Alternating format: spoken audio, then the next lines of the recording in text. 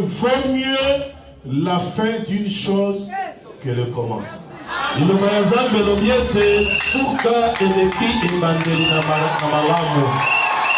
le Seigneur vous bénisse. Que le Seigneur vous bénisse. Et nous sommes dans la joie d'avoir commencé ensemble et d'achever aujourd'hui ensemble avec vous. Nous bénissons le Seigneur notre Dieu pour sa grâce et sa miséricorde sur nous tout au long de notre intervention. Nous aurions pu aller même pendant 3-4 mois. Tant la matière que nous avons à enseigner est très abondante.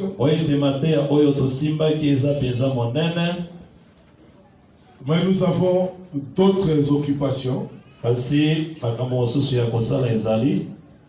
Cela n'est pas toujours possible qu'on puisse rester longtemps. Parce que nous sommes appelés à aller animer d'autres services ailleurs. Mais nous aimons cette église. Nous aimons beaucoup cette assemblée. Et nous apprécions à juste titre ce que représente cette église à Lugwa.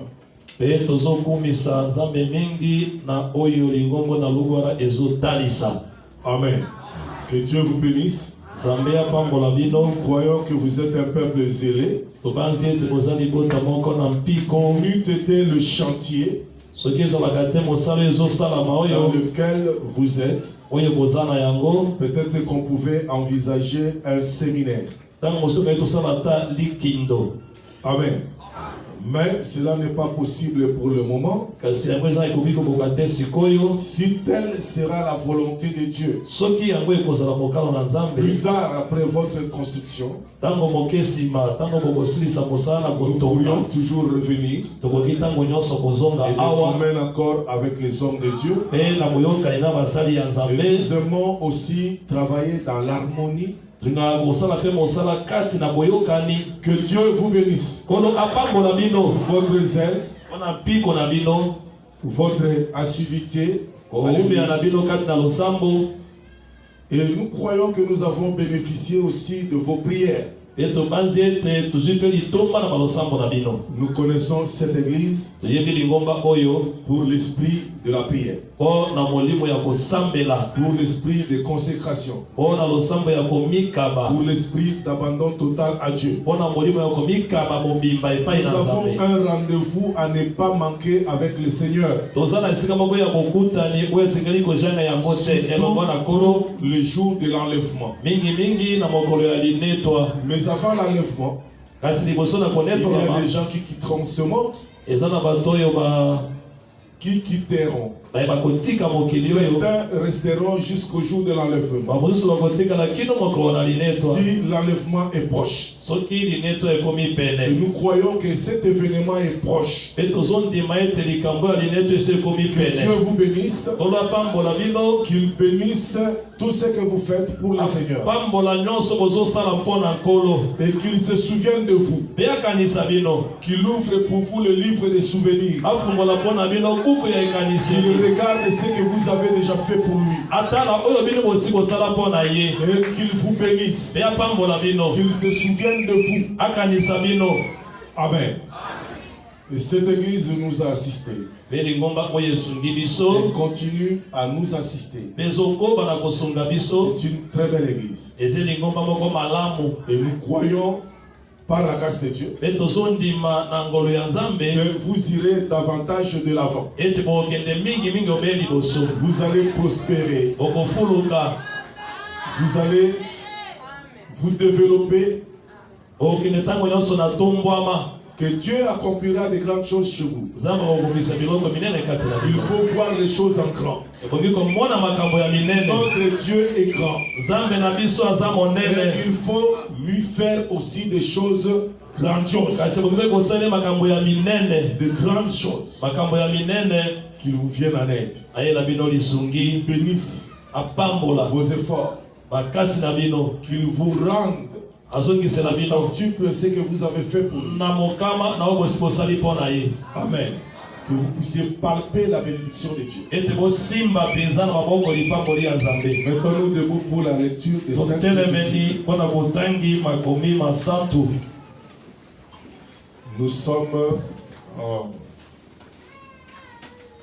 Genèse 38.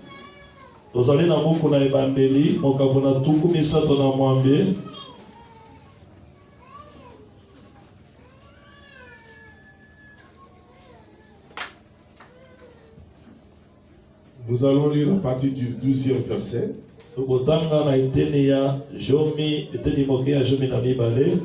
Les jours s'écoulèrent et la fille de Choa, femme de Juda, mourut.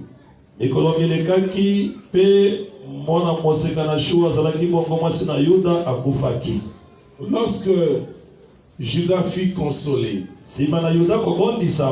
il monta à Timna, vers ceux qui tondaient ses brebis. Lui et son ami Ira l'Adulamite. On en informa Tamar. Et on lui dit, voici ton beau-père qui monte à Timna pour tondre ses brebis.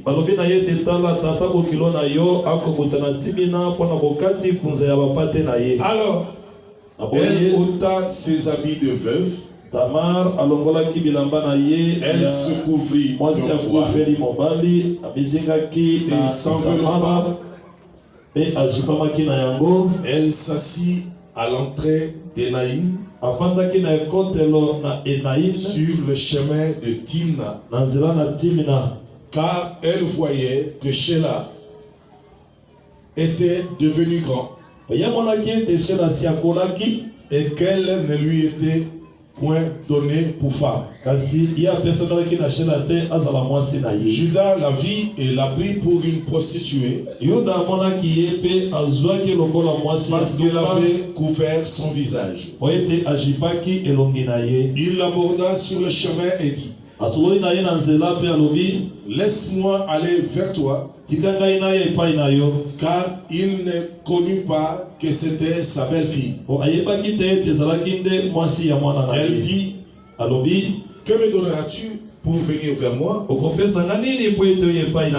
répondit, je t'enverrai un chevreau de mon troupeau. Elle dit, me donneras-tu un gage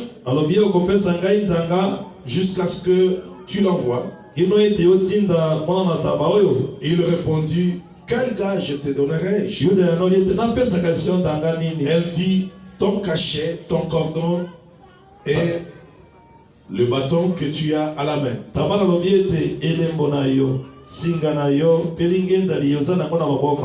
Il le lui donna, puis il alla vers elle et elle devint enceinte de lui.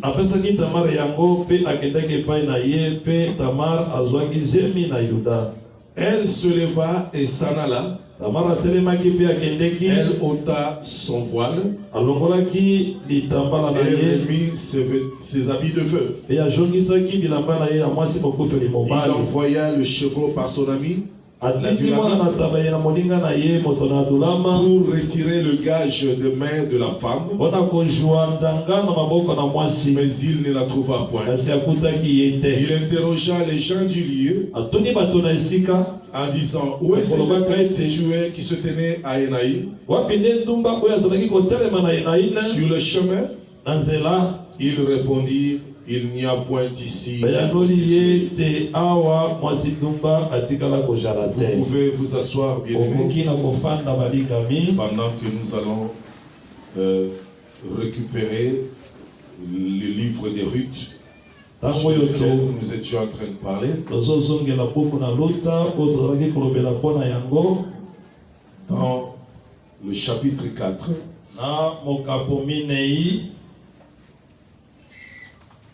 nous commencerons à partir du premier verset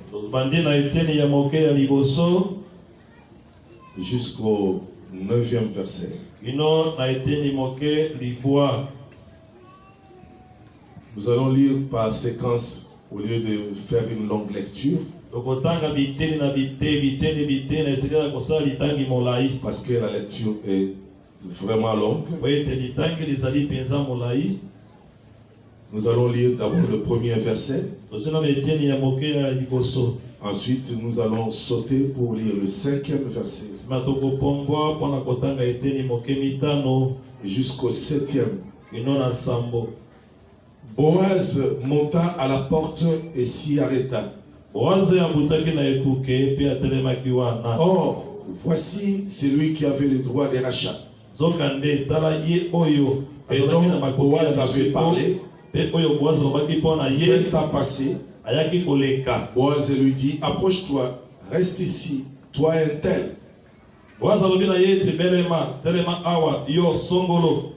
Et il s'approcha et s'arrêta. Verset 5. Boaz dit, le jour où tu acquerras le champ de la main de Naomi, tu l'acquerras en même temps de Ruth, la Moabite, femme du défunt. Pour relever le nom du défunt dans son héritage.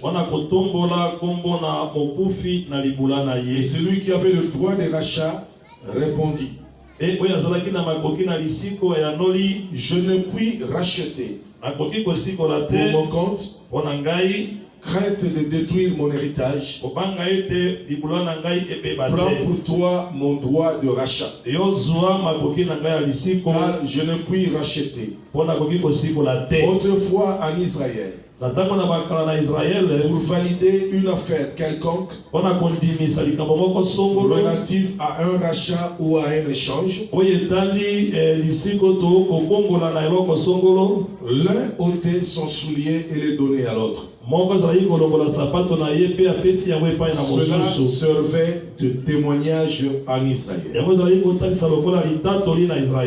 Et nous allons reprendre Lévitique 25 du 23e verset au 25e.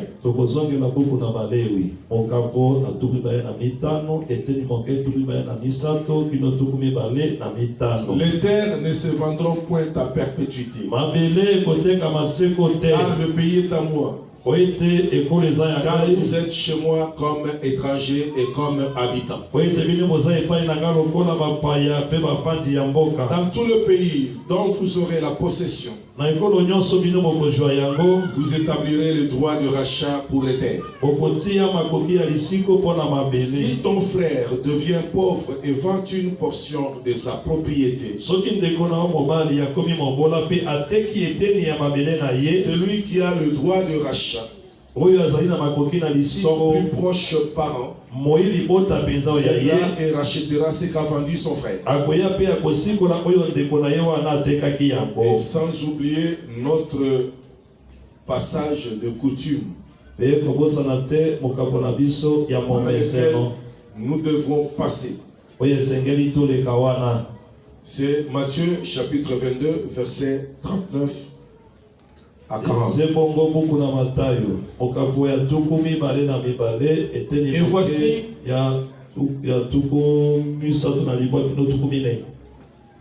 Et voici le second qui lui est semblable. Tu aimeras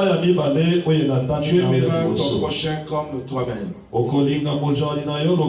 ce commandement dépendent toute la loi et les prophètes.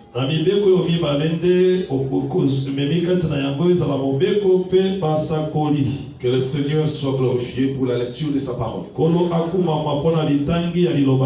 allons essayer de nous concentrer un tout petit peu pour prier le Seigneur. Rentre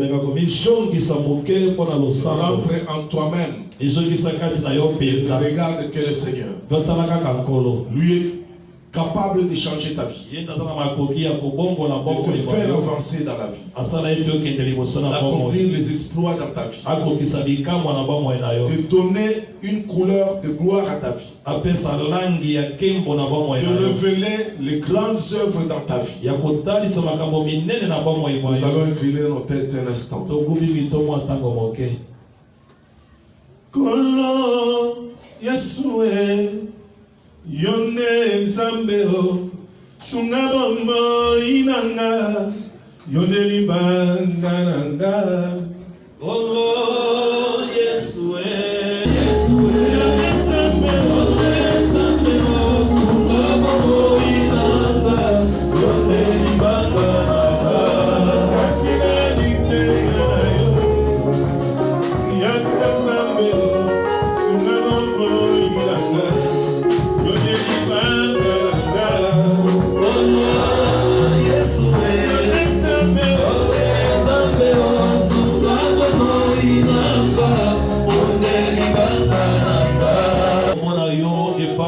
ton nom soit glorifié. Le maître des temps et des circonstances. Tu es le même hier, aujourd'hui et pour toujours. Tu es capable, Seigneur, de toutes choses. Tu es riche en bonté, lent à la colère. Miséricordieux et compatissant. Ton nom soit élevé. Ton nom soit glorifié. Ton nom soit béni.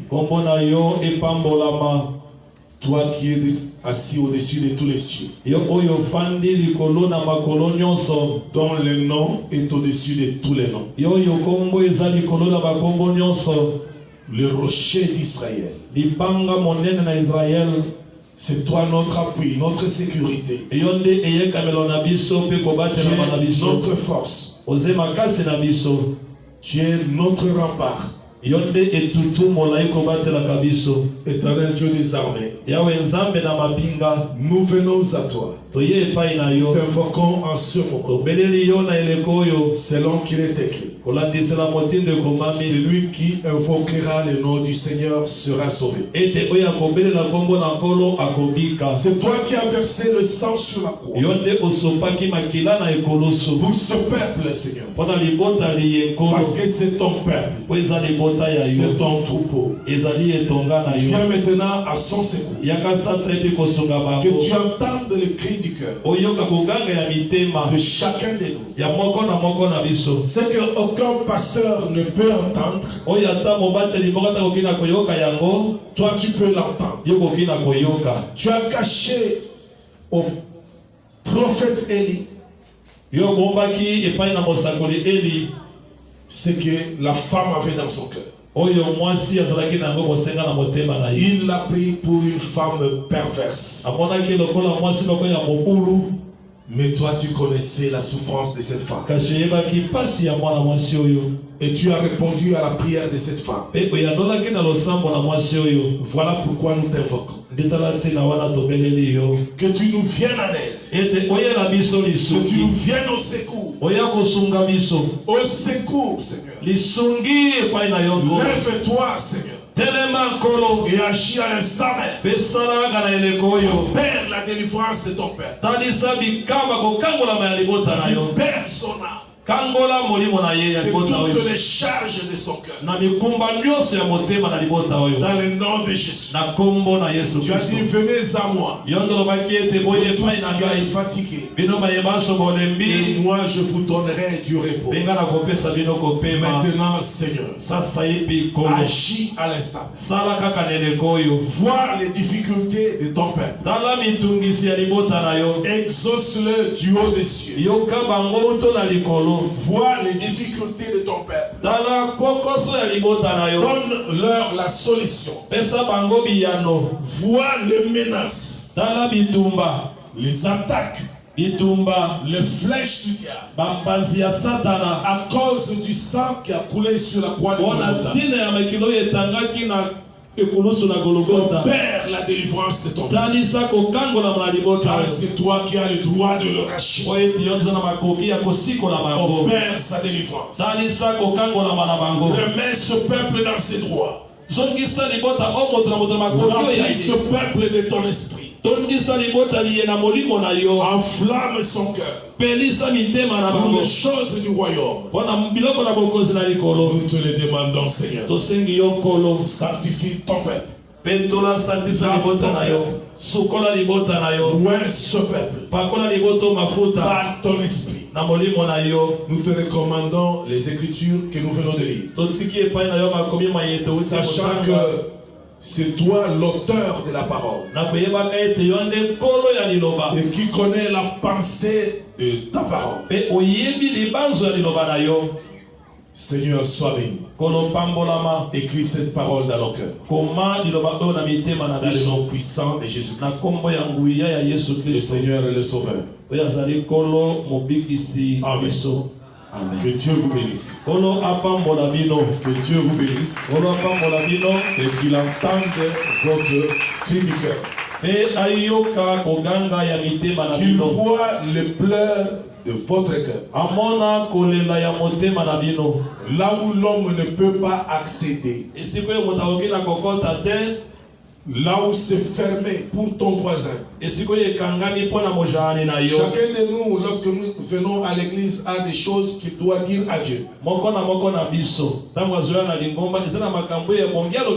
Et l'église, c'est la maison des solutions. Nous attendons le royaume de Dieu. Mais en attendant, nous devons avoir des solutions à nos problèmes. Tant que le Seigneur n'est pas encore venu, nous attendons des solutions pour les choses qui sont devant nous, des problèmes qui se posent. Que le Seigneur vous bénisse. Nous avons beaucoup avancé avec notre enseignement. Que vous devez retenir que c'est Dieu lui-même qui écrit la parole dans le cœur. Selon qu'il avait fait la promesse que en ces jours-là, je mettrai mes paroles dans leur cœur. Je ferai avec eux une alliance nouvelle, non comme celle que j'avais fait avec leur père, car j'écrirai mes paroles dans leur cœur. C'est une promesse de Dieu. C'est pourquoi l'Écriture dit: aucun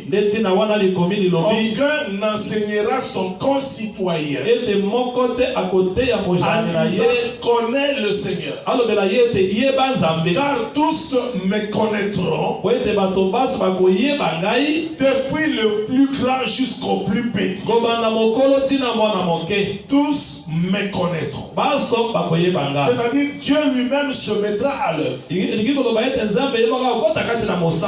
vais reprendre là où nous sommes arrêtés la fois passée, c'est-à-dire le jeudi. Nous étions en train de parler de Tamar. Avant d'en arriver là-bas, nous avons dit que il y a des femmes étrangères qui n'étaient pas de droit, des femmes qui devaient rentrer dans l'alliance avec Dieu. Mais comme Dieu reste Dieu, Dieu a toujours réservé un coin. Là où j'ai dit que c'est la petite porte, remarquez quand il a fait la loi en Israël. Il a dit à Israël: lorsque tu moissonneras ton champ. Là je suis dans Deutéronome chapitre 24. Dieu est tellement plein d'amour qu'il ne laisse pas quelqu'un pour compte. Nzambe azalaka na bolingo atikaka moto te asundole kaka moto. Dieu a dit ceci. Nzambe alobi boye. Lorsque tu moissonneras ton champ, Tu as planté et tu as droit de récolter. Tout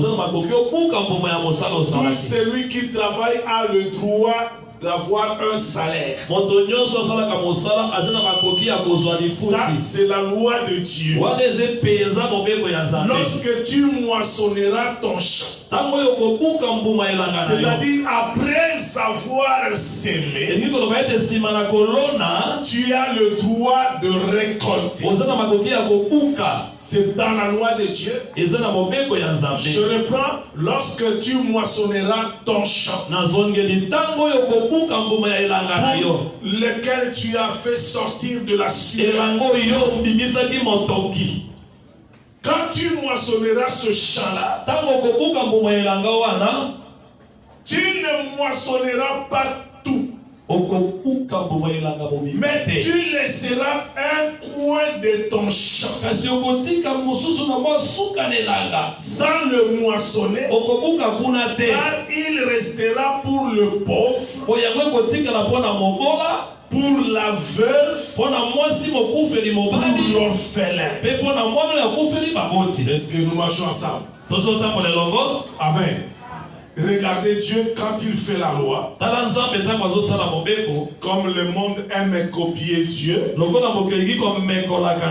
monde dit que lorsqu'on fait la loi de la majorité, il faut aussi protéger la minorité. Amen. Que Dieu vous bénisse. D'après le monde, on protège la minorité. C'est-à-dire que la minorité est faible. Regardez, frère bien-aimé, même dans votre maison, vous avez des grandes personnes, vous avez aussi des petits-enfants. Les petits-enfants ont droit à la protection des grandes personnes. Cela est naturel. C'est quelque chose de naturel. Remarquez l'apôtre Paul comment il déclare encore. Il dit que nos membres les plus petits sont entourés de beaucoup de soins. Amen. Donc même les petits, ils ont une certaine importance au regard de Dieu. Et quand nous allons plus loin, Dieu dit lui-même que le royaume des cieux est pour ceux qui leur ressemblent. Donc Dieu, il aime tout le monde. Dieu aime les grands comme il aime le petit. Et remarquez que Dieu dit, quand tu moissonneras ton champ, tu laisseras un coin de ton champ sans le moissonner. Et Dieu confirme encore en disant que ce champ, dont la petite partie, ou encore le coin de ton champ, sera pour le pauvre, l'orphelin, la veuve et l'étranger.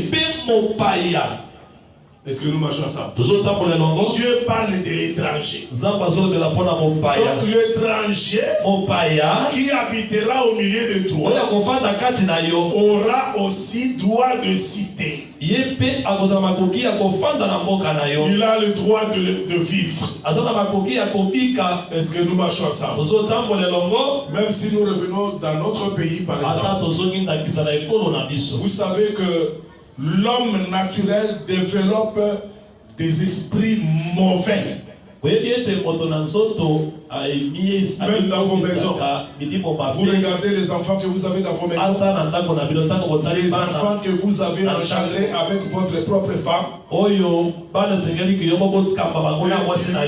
il y a les enfants de vos cousins ou de vos sœurs ou même de vos cousines, de vos frères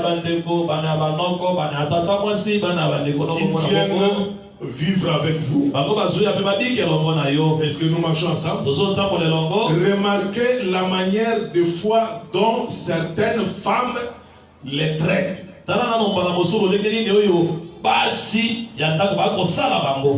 Amen. Et vous allez remarquer que il y aura des différences de traitement. Est-ce que vous voyez? Oh, Dieu n'est pas ainsi. Est-ce que nous marchons ensemble? Dieu n'est pas ainsi. Traitez tout le monde de la même manière. Écoutez, la Bible dit tu aimeras ton prochain comme toi-même. Tu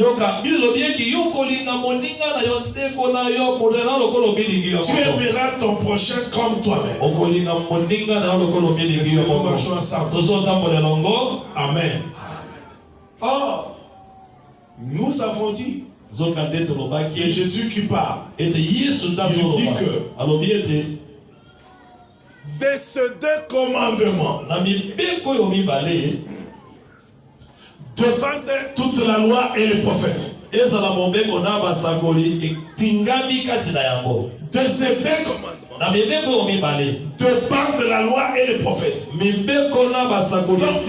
cela veut dire que toute la Bible tourne autour de ces deux commandements. Tous les prophètes qui ont prophétisé, sache que leur prophétie tourne seulement autour de ces deux commandements. Dieu lui-même tourne autour de ces deux commandements.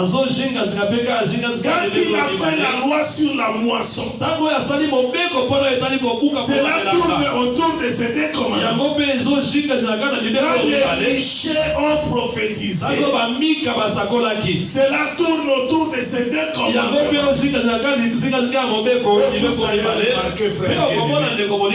Que beaucoup de gens qui enseignent la Bible n'enseignent pas avec l'amour. Vous sentez dans les enseignements que les gens donnent qu'ils sont en train de menacer leurs frères. Ils menacent leurs frères. Frère, la parole de Dieu n'est pas là pour condamner les hommes, mais pour condamner les mauvaises œuvres des hommes. On ne peut pas viser un autre frère dans son enseignement et soi-disant prêcher l'amour.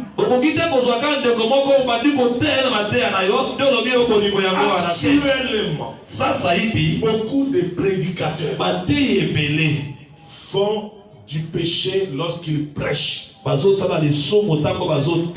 Parce qu'ils ont comme cible leurs frères et leurs sœurs. Lorsque quelqu'un prêche la parole de Dieu, il doit apprendre à dissocier l'homme et le péché. La parole vient pour séparer l'homme du péché. Il faut frapper le péché pour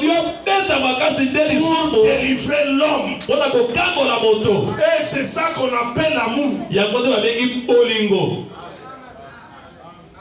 J'ai vu des prédicateurs qui prononcent des insultes contre leurs frères en disant que il n'a fait qu'appeler le chat par son nom. Toi, tu connais le nom du chat? Même si les hommes donnent au chat les noms. Remarquez, frère bien-aimé. Oh, Dieu est amour. Si quelqu'un prêche la parole de Dieu sans amour, il pêche. Et il sera jugé par Dieu. Dieu le jugera. Chacun de nous rendra compte. Pourquoi il a prêché tel ou tel autre sermon dans l'église. Amen. Et nous, les prédicateurs, nous serons prêchés, ou plutôt, nous serons jugés sévèrement. Ce n'est pas un travail facile. Amen. Est-ce que vous voyez, frère bien-aimé? Voilà pourquoi, même dans vos maisons, traitez tout le monde de la même façon. Amen. Même quand les prédicateurs viennent ici, dans votre maison qui est l'assemblée de Louguara, n'ayez pas de parti pris. J'ai remarqué quelque chose dans beaucoup de nos assemblées. Lorsque un prédicateur visiteur arrive, vous verrez que les frères et sœurs sont très attachés à lui. Plus même que leur propre prédicateur. Ils leur font du bien plus que leur propre prédicateur. Des fois même pour les gens qui sont faibles, ça suscite de la jalousie. Non. Ce n'est pas comme ça qu'il faut faire les choses. Vous devez prendre soin de vos propres prédicateurs. Leur montrer suffisamment de l'amour. Et Dieu vous bénira. Si vous n'aimez pas vos propres prédicateurs, mais vous aimez les nouveaux venus. Je ne suis pas contre les nouveaux venus. Je ne suis pas contre les visiteurs. Frères bien-aimés. Mais il faut traiter tout le monde de la même façon. Que Dieu vous bénisse. Je ne vous prêcherai pas les contraires de ce que je prêche.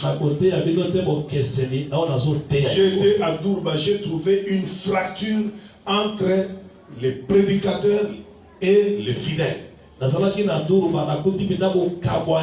D'autres fidèles même qui ne voulaient pas venir à l'église. Mais quand j'ai commencé à prêcher sur l'amour, j'ai dit celui qui n'a pas l'amour n'a pas Dieu. Celui qui n'a pas l'amour n'a pas Dieu. Si dans votre cœur vous haïssez votre propre pasteur, bien aimé, vous êtes en train de pécher. Est-ce que nous marchons ensemble? Nous devons apprendre à aimer nos propres pasteurs avec leurs défauts et avec leurs bons côtés. C'est ça la Bible. Votre femme n'a pas que du bon côté. Votre mari n'a pas que du bon côté. Amen. Tous, nous avons des défauts. Amen. Ma femme peut connaître mes défauts. Là où vous m'appréciez, elle connaît mes défauts, elle sait comment je fâche. Elle sait comment à un moment donné, je perds le contrôle. Comment je me déchaîne. Est-ce que vous comprenez? Elle connaît mes faiblesses. Amen. Et moi aussi, je connais les siennes. Si je vais la corriger, je la corrigerai. Et si ce n'est pas ça, je n'aime pas. Il faut qu'un homme dise à sa femme, ce que tu fais là, je n'aime pas ça. Sa femme doit changer. Et même les enfants, il faut leur dire, je n'aime pas ces choses que vous faites. Est-ce que nous marchons ensemble? Et c'est ça l'amour. Je n'aime pas ma femme. Je l'aime, mais ce qu'elle fait, je n'aime pas. Il faut faire la dissociation. Il ne faut pas haïr ta femme pour les défauts qu'elle a. Il ne faut pas haïr ton frère pour les défauts qu'elle a. Il ne faut pas haïr non plus ton pasteur pour les défauts qu'il a. Amen. Mais il faut haïr le mal. La Bible dit haïssez le mal. La Bible a dit haïssez-vous les uns les autres. Non. C'est ce que j'ai prêché à Doulba. Et je vous assure, l'église de Doulba a été bénie. J'ai dit il y aura des mariages. Et je vais prier pour les sœurs. Que Dieu oigne votre visage. Et Dieu va répondre des petits contacts. Cela est arrivé. Les gens ont reçu du boulot. Parce qu'ils ont revêtu les pensées nobles de s'aimer les uns les autres. Si tu veux que Dieu exauce ta prière, il faut avoir l'amour. Si tu as quelqu'un que tu n'aimes pas dans ton cœur, Dieu ne va pas exaucer ta prière. Tu viens à l'église, il y a des frères que tu n'aimes pas. Il y a des soeurs que tu n'aimes pas. Et j'ai brisé la démarcation qu'il y avait entre les hommes de Dieu et les fidèles. L'église de Doulba a été bénie. J'ai fait une collecte pour les ministres de Dieu à Doulba. Et l'argent qu'ils n'avaient pas reçu, ils l'ont reçu. À cause de l'amour. Si vous aimez les hommes de Dieu, et que les hommes de Dieu aussi vous aiment, vous serez bénis. Amen. Écoutez, la grande prédication, c'est l'amour. Aujourd'hui, les gens prêchent beaucoup de mystères. Apocalypse 13. La femme dans les oreilles. C'est bien. Nous le prêchons tous. Mais comptez combien des assemblées où l'on prêche encore l'amour. On ne prêche plus l'amour. Comme terme, l'amour. Jean l'a prêché dans ses épîtres. 1 Jean, 2 Jean, 3 Jean. Il a prêché l'amour. Est-ce pour autant qu'il n'était pas prophète? Le prophète ne prêche plus l'amour. Il pense que pour prêcher, il faut seulement l'Apocalypse. Même en prêchant l'Apocalypse, il y aura toujours l'amour. Est-ce que l'enseignement se limite seulement à l'Apocalypse? Non. Prêchez l'amour parce que l'amour n'est pas encore dans les champs. Et je vous dis, frère bien-aimé, le pauvre pasteur qui est mort à Doulba m'a dit, pasteur, je croyais que toi tu allais venir ici comme un commando. Ces gens-là, ils m'ont aimé. Ils m'ont aimé. Ces pasteurs-là, ils m'ont demandé de prier pour eux. J'ai prié pour eux. Tous les serviteurs de Dieu m'ont demandé, viens, sans la promesse. J'ai prié pour tout le monde.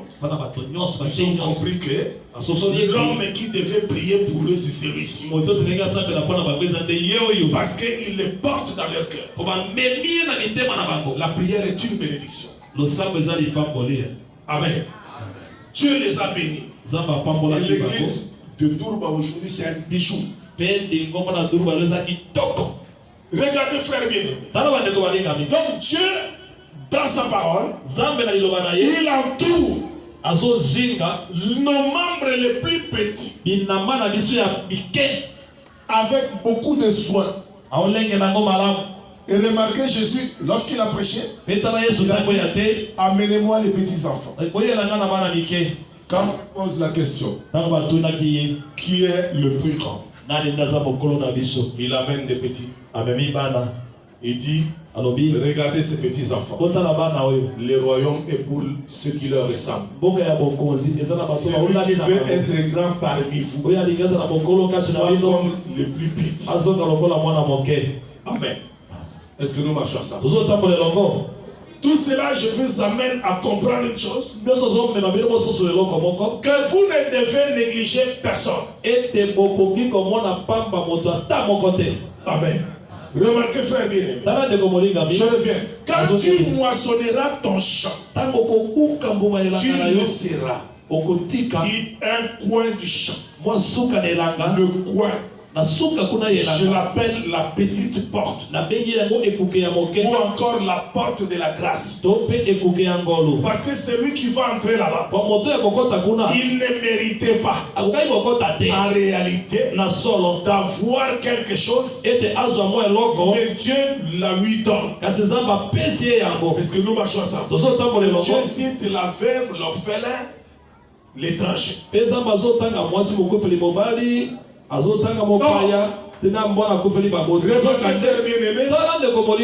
Nous avons parlé de Léa. Léa qui en réalité ne méritait pas d'entrer dans le mariage, mais c'était la volonté de Dieu que Léa soit dans le mariage. Dieu a fermé la matrice de Rachel, celle qui était aimée de la part de son mari. Mais il a ouvert la matrice de Léa. Léa a conçu son premier fils. Et elle a enfanté. Elle lui donne le nom de Ruben. Et elle lui dit, voyez le fils. Mais dans son cœur, regardez sa prière. Dieu a vu que je n'étais pas aimé. Si tu n'es pas aimé parmi les frères, tu peux être haï parmi les frères. Ne t'inquiète pas. Ce n'est pas une chose nouvelle. Comprends que c'est Dieu qui accomplit une parole de l'Écriture. Il a dit que vous serez haïs. Est-ce que nous marchons ensemble? Léa était haï. Mais Dieu voyait la haine que les gens avaient sur elle. Est-ce que vous comprenez? Les gens peuvent te dire que toi tu ne mérites pas le mariage. Tu ne mérites pas d'être là où tu es. Mais Dieu sait ce que tu mérites. Est-ce que vous comprenez? Dieu voit. Ne t'inquiète pas parce que les gens ne t'aiment pas. Dieu voit que toi tu n'es pas aimé. Et ne confesse pas que j'ai le sang du canard. Cela ne doit pas sortir de votre bouche. Un fils de Dieu confesse ce qui est abondant en lui. Car c'est de l'abondance du cœur que la bouche parle. Si c'est l'abondance de la parole qui est en moi, même quand les gens voient que je ne réussirai pas, je dirai je réussis. Dieu est avec moi. Je vais réussir. Que vous montiez, que vous descendiez, je vais réussir au nom de Jésus. Même si vous publiez mon péché dans le monde entier, je vais réussir au nom de Jésus. Même si vous insultez le monde entier, je réussirai néanmoins. Parce que Jésus m'a dit je réussirai. Et sa parole est infaillible. Dieu a vu que je n'étais pas aimé. Ça c'est la confession de cette femme. Elle ne sentait pas l'amour. Elle ne voyait pas l'amour de son mari. Mais Dieu voyait cette femme. Et quand Dieu vous regarde, c'est l'amour de Dieu. Quand Dieu se souvient de vous, Dieu vous aime. Qu'importe si un homme ne t'aime pas, l'essentiel est que Dieu t'aime. Qu'est-ce que j'ai à faire? Qu'un homme ne m'aime pas. Pourquoi je me trouve en train? Jamais. Amen. Son deuxième fils s'appelle Exaucé ou encore Siméon. Elle a dit, Dieu a entendu. Ce que l'homme n'entend pas, Dieu l'entend. Dieu a entendu que je n'étais pas aimé. Et il m'a donné aussi celui-ci. Il m'appela du nom de Siméon, qui signifie exaucé. Est-ce que vous comprenez? L'essentiel est que Dieu entende ta prière. Il a eu déjà 2 témoins. Elle tombe encore enceinte et l'enfant de son 3e fils. Elle crie victoire. Maintenant mon mari s'attachera. Parce que cet homme qui ne s'attachait pas s'attacher. Or l'écriture dit la corde à 3 fils est efficace. Le 3e fils c'est Lévi. Qui signifie joint, lien, relation, attache. Est-ce que vous comprenez? Or, c'est Lévi-là. Là, le médiateur entre Dieu et son peuple. Entre Dieu et le peuple, il y avait un sacrificateur qu'on appelle Lévi. Et le 4e fils, comme Lévi est déjà passé, Lévi c'est qui? C'est lui qui fait les sacrifices pour pardonner les péchés afin que tu adores. Et le 4e c'est l'adoration. La louange de l'Éternel. C'est Judas. Quand Judas est arrivé, oh, je louerai l'Éternel. Car Dieu m'a donné 4 fils. Elle a oublié toutes ses souffrances. Lorsque nous entrons dans l'adoration, nous oublions toutes les souffrances, toutes les douleurs, tous les problèmes. Remarquez quand cet homme a grandi, il s'est séparé de ses frères. Il est allé vers son ami Ira l'Adulamite. Donc l'adoration a été portée vers un territoire étranger. C'est-à-dire Dieu s'est déplacé. Ça c'est dans le mouvement prophétique. Ça prouvait déjà que un jour arrivera où l'adoration va quitter Israël pour aller vers les étrangers. Cet homme de Juda là-bas s'est marié. Il a eu 3 enfants. Le premier Er, le deuxième Onan et le 3e Shelah. Et le premier fils était méchant, il est mort. Deuxième méchant, il est mort. Il s'était marié à une femme qu'on appelait Tamar. Et tous ces 2 fils sont morts. L'un d'entre eux est resté. D'après la loi de la veuve, regardez le Dieu qui est le Dieu de veuve. Il a dit ceci, que lorsque un frère mourra sans laisser de la postérité, son frère va prendre sa femme pour une postérité appelée de son nom, afin que le nom du défunt ne soit pas effacé. Regardez Dieu, quand il dit je suis le Dieu de veuves et des orphelins.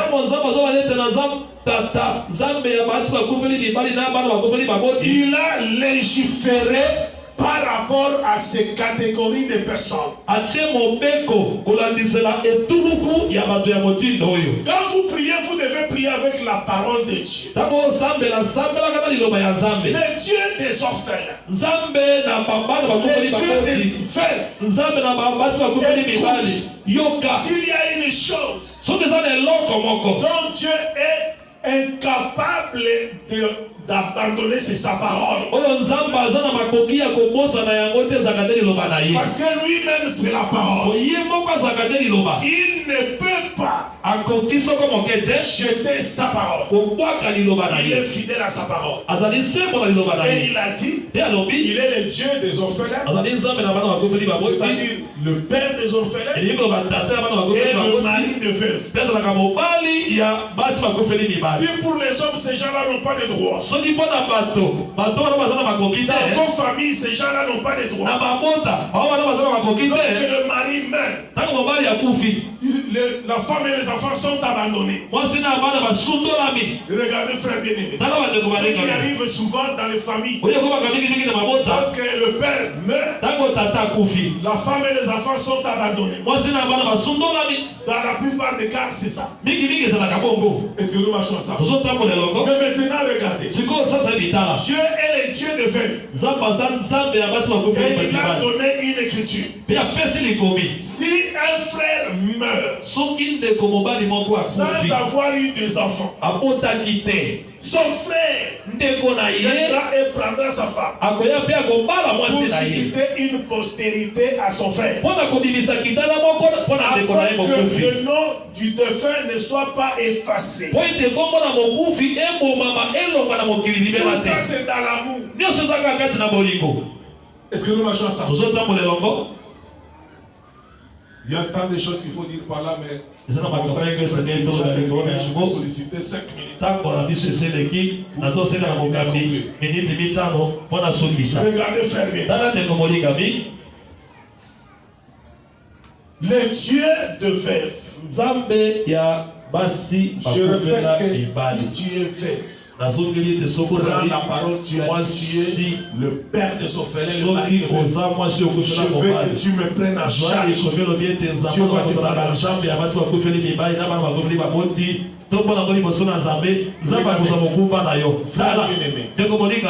Et il a dit ça en Israël.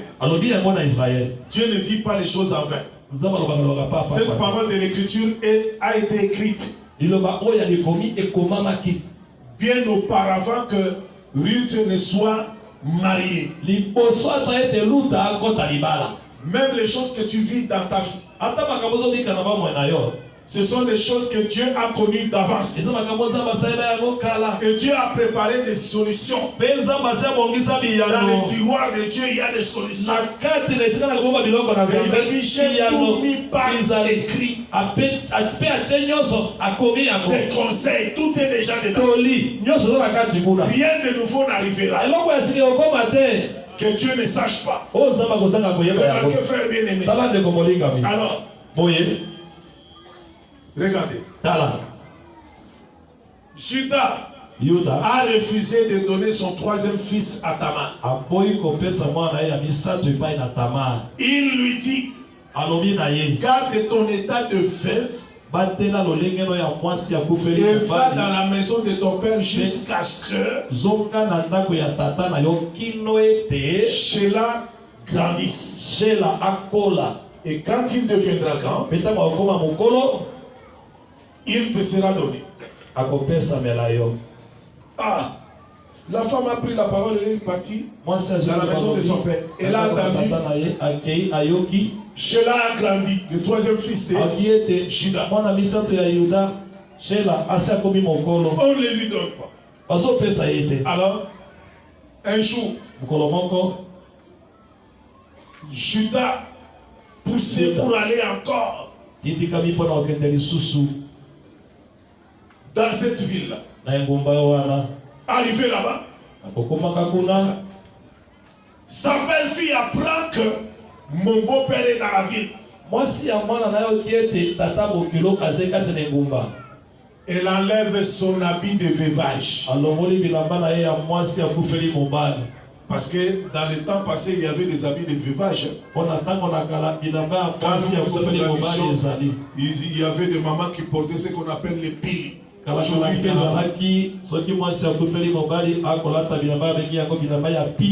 Elle a enlevé son habit de veuvage.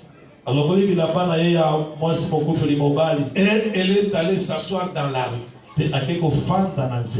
Elle dit, comme mon beau-père est venu, d'après le contrat que nous nous sommes entendus, quand Sheila va grandir, donc je ne serai plus veuve. Comme le beau-père est arrivé, il doit conduire la parole. Elle agissait selon ses droits. Mais elle a dit, bon, le terme que nous sommes convenus avec mon beau-père, c'est suffisant. Comme je ne suis pas marié, je deviens une prostituée. Le soir, elle met le voile. Elle était dans la rue.